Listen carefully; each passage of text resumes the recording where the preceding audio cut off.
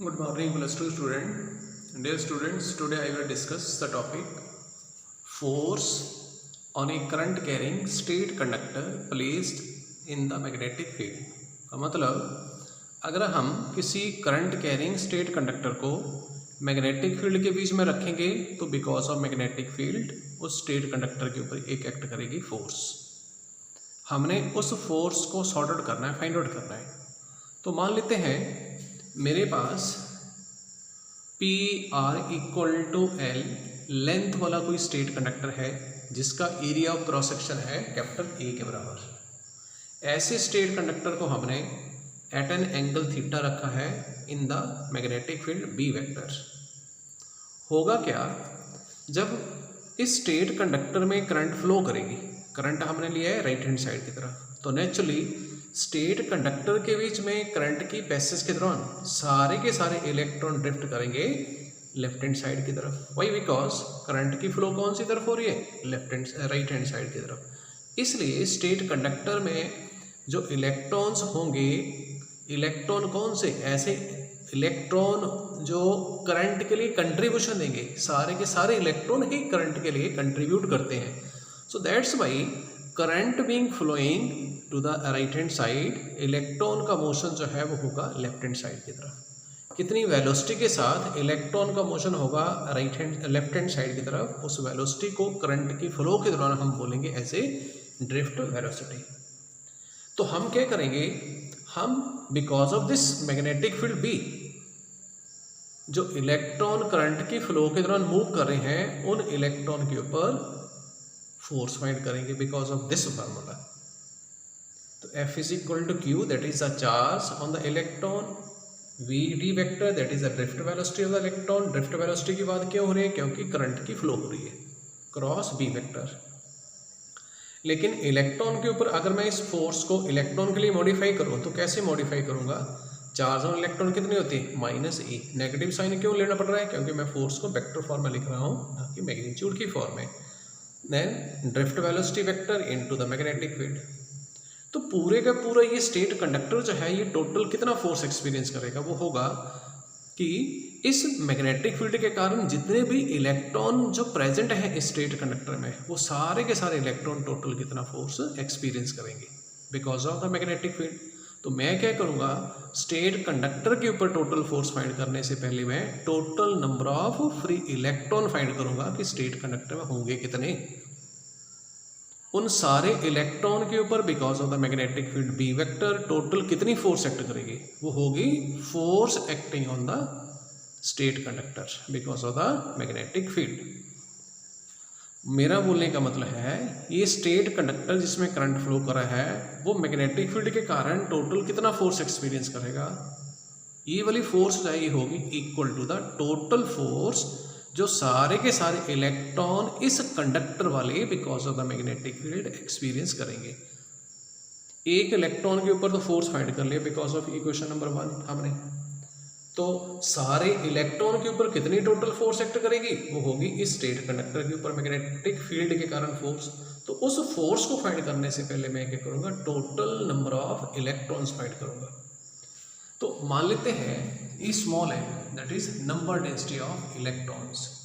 Number density of electrons का मतलब है टोटल इलेक्ट्रॉन्स। टोटल इलेक्ट्रॉन को मैंने नोटेशन कैपिटल एन यूज किया। टोटल नंबर ऑफ इलेक्ट्रॉन पर unit volume. Volume state conductor का कितना होगा? A into L. What is A? That is area of cross section of the conductor. What is this L? That is length of the conductor. तो volume कितना हो गया? A into L. तो cross multiply करके मैं capital N that is number, total number of free electron find कर लूँगा, ये N into AL। What is this small है? This is number density of electron. Number density का मतलब है total number of electron present per unit volume. तो cross multiply करके we can find out the value of total electrons. मान लेते हैं सारे के सारे इलेक्ट्रॉन के ऊपर total force capital F act कर रहा है और यही फोर्स होगा जो स्टेट कंडक्टर के ऊपर because of the magnetic field act करेगा। तो टोटल फोर्स सारे के सारे इलेक्ट्रॉन के ऊपर कितनी होगी? Capital F। और वो कितनी होगी? Total number of free electrons into force on each electron. तो force on each electron and capital N की वैल्यू फाइंड आउट करें, सॉरी अप्लाई करें इस स्टेप में, then we will get this equation. ठीक, देखो ये करंट वाली चैप्टर में हमने पढ़ा है I is equal to NEAVD, तो मैं दोनों साइड लेंथ से मल्टीप्लाई कर दूंगा, कोई फर्क नहीं पड़ेगा इक्वेशन के ऊपर, ठीक। लेकिन करंट की डायरेक्शन इलेक्ट्रॉन की डायरेक्शन ऑफ मोशन के अपोजिट है, सो दैट्स वाई जब मैं यहाँ जैसे वेक्टर फॉर्म में लिखूंगा तो मैं यहाँ जैसे नेगेटिव साइन लगाऊंगा।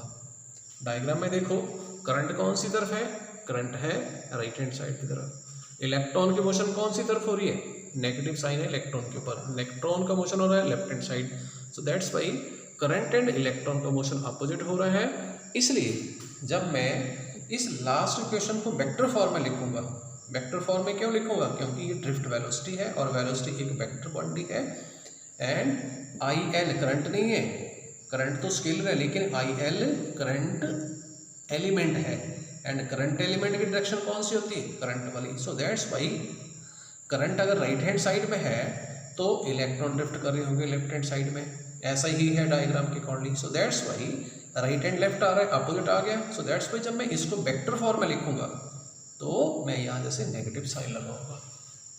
तो नेक्स्ट स्टेप में मैंने इसको वेक्टर फॉर्म में लिखा I L vector is equal to minus NEAVD vector, ठीक। अब नेक्स्ट स्टेप में क्या आ जाएगा, ये वाली वैल्यू मैं क्या करूँगा, इस पूरी की पूरी टर्म को मैं रिप्लेस कर दूंगा by the vector equation number I L vector से इक्वेशन नंबर 2 को। इक्वेशन नंबर 2 में ये सारी की सारी चीज़ किसके बराबर है, ये सारी की सारी है equal to I L vector. So that's why F vector की वैल्यू कितनी हो जाएगी, I L vector cross B vector. So that's why एक एल लेंथ वाले स्टेट कंडक्टर में अगर आई करंट फ्लो करी हो तो करंट की फ्लो के कारण state conductor because of this magnetic field total force L length वाला स्टेट कंडक्टर एक्सपीरियंस करेगा इस इक्वेशन के बराबर। अगर करंट फ्लो ना कर रहा हो, आई की वैल्यू 0 हो जाएगी, तो स्टेट कंडक्टर के ऊपर कोई फोर्स एक्ट नहीं करेगी, क्लियर। इसी इक्वेशन को मैं अनदर फॉर्म में भी लिख सकता हूँ, एंगल की फॉर्म में।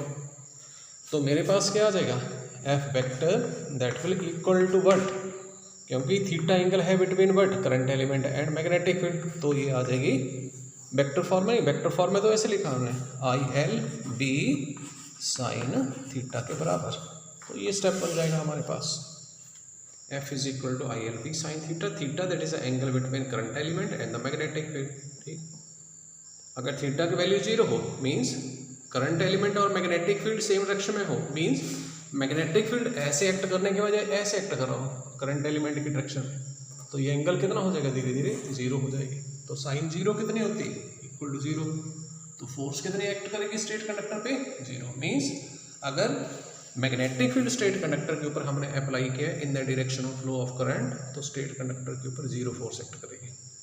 सेकेंड पॉइंट, अगर ये मैग्नेटिक फील्ड परपेंडिकुलर एक्ट कर रही हो ऐसे, तो देखो डायग्राम में करंट एलिमेंट मींस करंट की डायरेक्शन एंड मैग्नेटिक फील्ड की डायरेक्शन अगर परपेंडिकुलर हो तो थीटा की वैल्यू 90 डिग्री हो जाएगी।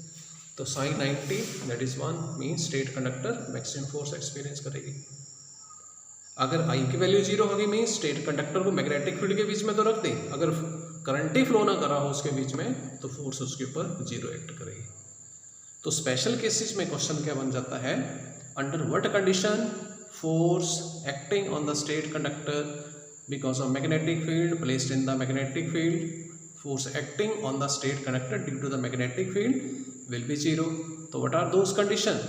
If magnetic field is acting along the direction of magnetic field current, तो force 0 act करेगी। If no current is passed through the state conductor placed in the magnetic field, तो भी force act नहीं करेगी। Thank you.